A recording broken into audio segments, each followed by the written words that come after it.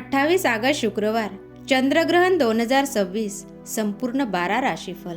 नमस्कार मित्रांनो, देश के समाचार और राशिफल आपल्या चॅनलवर तुमचे स्वागत आहे। 28 ऑगस्ट 2026 रोजी वर्षातील शेवटचे आणि महत्त्वाचे आंशिक चंद्रग्रहण लागणार आहे।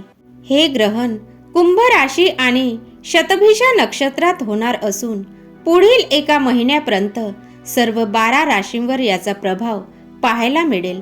जरी हे ग्रहण भारतात दिसणार नसले आणि सूतक काळ मान्य नसला तरी ज्योतिषशास्त्रानुसार त्याचा सर्व राशीवर आणि मानवी जीवनावर परिणाम नक्कीच होतो। चला तर मग जाणून घेऊयात मेष ते मीन या 12 राशींवर या चंद्रग्रहणाचा काय प्रभाव पडेल आणि यापासून बचावासाठी कोणते उपाय करावेत। नंबर 1, मेष राशी। मेष राशींसाठी हे ग्रहण शुभ आणि अनुकूल राहील। करिअरमध्ये मोठ्या संधी मिळतील आणि स्थान बदलाचे योग आहेत। प्रवासात मात्र काळजी घ्या। ग्रहणानंतर भगवान शिवाचा जलाभिषेक करावा। नंबर 2, वृषभ राशी। तुमची अडकलेली कामे पूर्ण होतील, मात्र करिअरमध्ये कोणताही मोठा निर्णय किंवा धोका पत्करणे टाळा। ग्रहणानंतर शिवपूजा आणि जलाभिषेक करणे फायदेशीर ठरेल। नंबर 3, मिथुन राशी। आरोग्याची विशेष काळजी घ्या। वादविवाद, कोर्ट कचेरी आणि लांबच्या प्रवासापासून दूर राहा।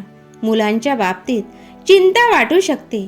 ग्रहणानंतर पांढऱ्या वस्तूंचे दान करा। नंबर 4, कर्क राशी।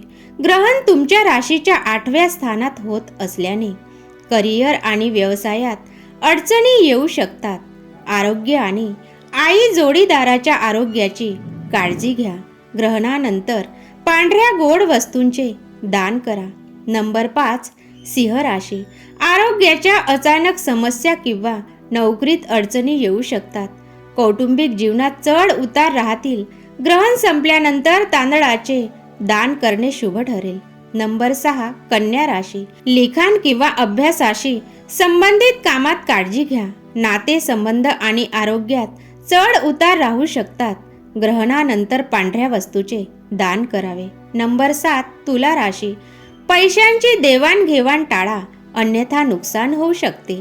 वाहन चालवताना सावधान बाळगा। लव्ह लाईफ आणि करिअरमध्ये निष्काळजीपणा करू नका।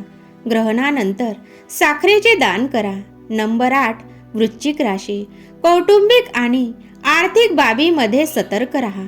मानसिक ताण आणि धनहानीचे संकेत आहेत। दुष्परिणाम कमी करण्यासाठी गोड वस्तूंचे दान करा। नंबर 9, धनु राशी। धनु राशीसाठी हे ग्रहण अत्यंत शुभ आहे। अडकलेले पैसे मिळतील, आर्थिक लाभ होईल आणि करिअरमध्ये प्रमोशन किंवा पगारवाढ मिळण्याचे योग आहेत। ग्रहणानंतर शिवलिंगावर जलाभिषेक करा। नंबर 10, मकर राशी। रागाच्या भरात किंवा घाईघाईत कोणताही निर्णय घेऊ नका। वरिष्ठांशी वाद घालणे टाळा।